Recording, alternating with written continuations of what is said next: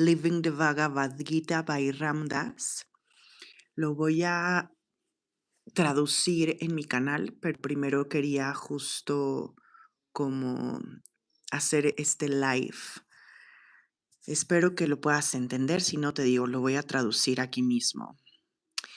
When I was first in the monastery in Laos, está contando que cuando era el primero en Laos, it was an aesthetic monastery and I'd been there a few weeks and it was really checking it out to make sure that the teacher looked like he was enlightened and that all the monks were practicing right.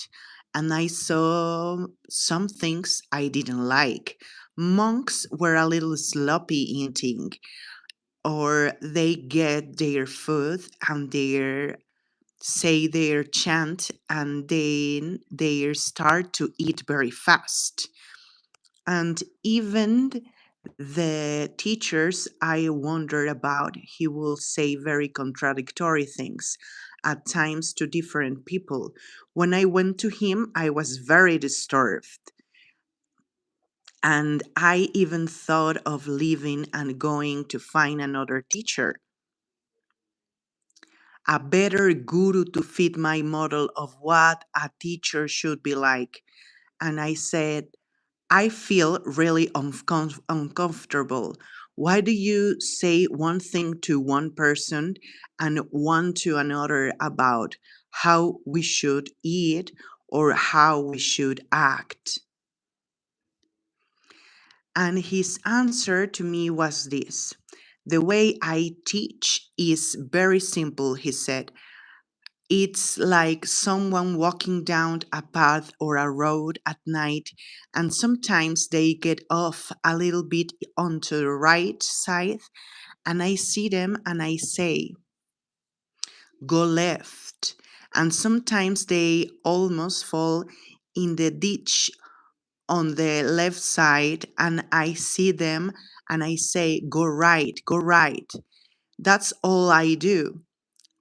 And all of the meditations are techniques to use, develop a balance of mind and mental factors.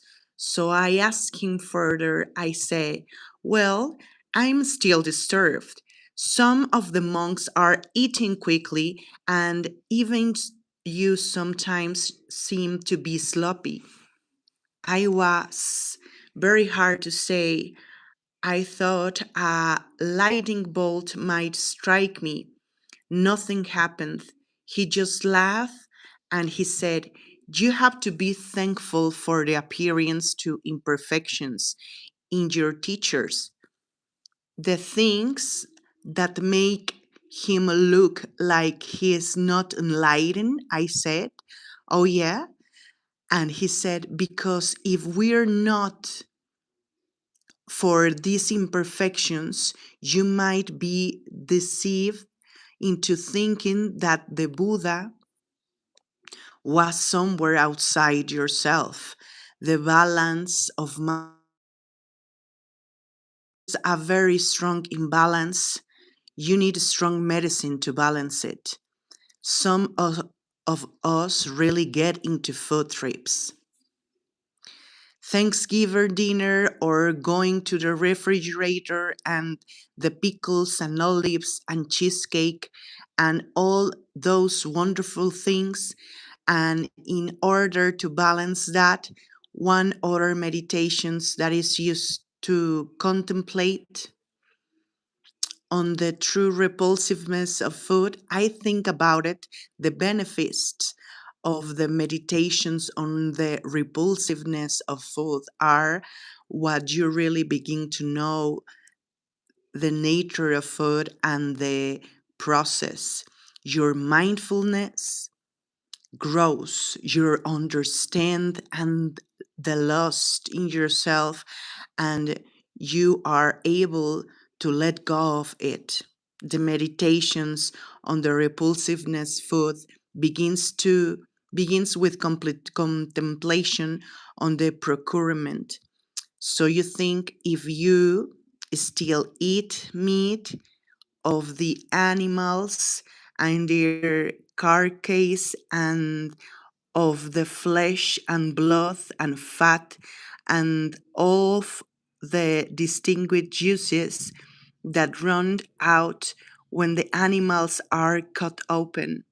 Or if you don't eat meat, think of the food from the earth and even of the dirt of the earth itself, of the shed from the cows and the horses, the dirt of all kinds. And in this society, they're trying to keep your food clean. So they put in preservatives, but just let the food stand out in the sun for a short time and it turns rancid and moldy or rotten and foul and oozing and fermenting. Hello, Victoria. We're reading Paths to God, Living the Bhagavad Gita from Ramdas. I hope you like it. And the meditations for the monks as it's given in the scriptures is this. He's eating his food, he's dipped his hand into the bowl and it's squeezing the food in his fingers.